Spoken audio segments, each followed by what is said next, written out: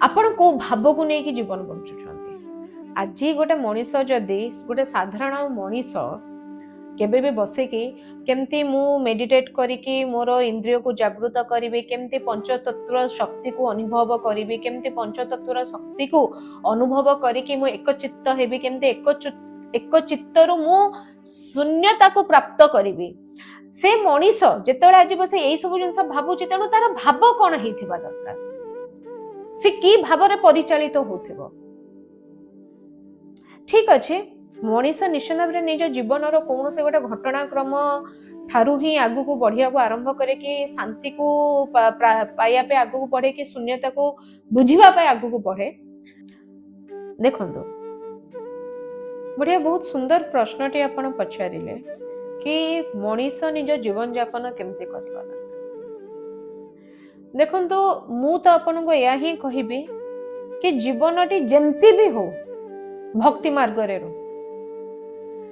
एबे आपण पचारिबे समस्त द्वारा भक्ति संभव नुहे ताहले हमें सेठी गोटे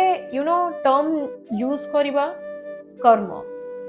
या फिर कार्मिक सॉल्यूशंस कार्मिक डेस्टिनेशंस कार्मिक वैल्यूज गोटे जिनस आपण एटा जानि रखंतु आमे जेतेबेले कथा जाना ड्यूरिंग मेडिटेशन काल निज को रिपीट करे। आज जहाँ आपण कर्म करिवे सेटा आपण प्रतिफल रे पाइबे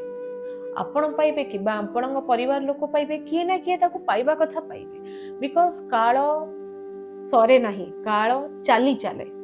सो जदि आपण निज जीवन रे भक्ति को जागा देकी भक्ति मार्ग रे अग्रसर हेई पारुछंती इट्स वेल एंड गुड।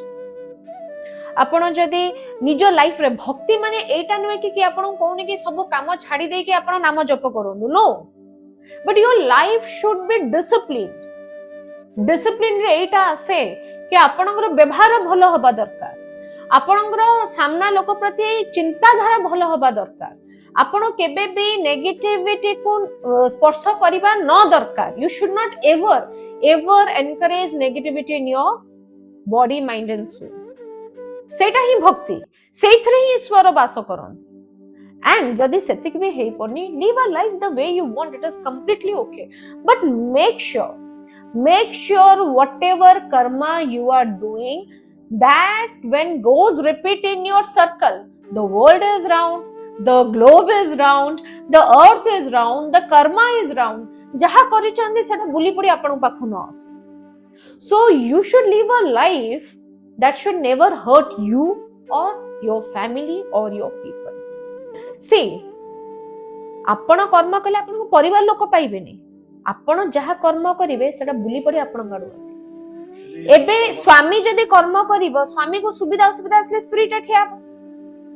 बापा मां केबे को कर्म करथिबे आज पिला माने बड़ अछंदी पिला माने आसीबे आगे ठिया हेबे मो पो मो बहु को कष्ट न हो कहि कि तम बापा मां आसी कि ठिया हेबे तो आसी गला ना आपण चाहू न चाहू that's what I mean to say. तनो सब बळे गोटे अंश मन रखंतु कर्म बुली की आसे एंड व्हाटएवर आ कर्म एटा नुहे कि मु कोन करि देली मु कोन कहूची मु कोन देखुची मु कोन सुनुची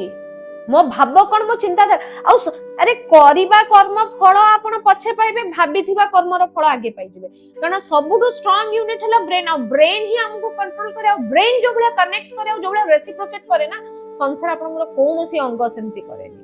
आपण पहुंचा पूर्व आपण ब्रेन पहुंची जाए तेणु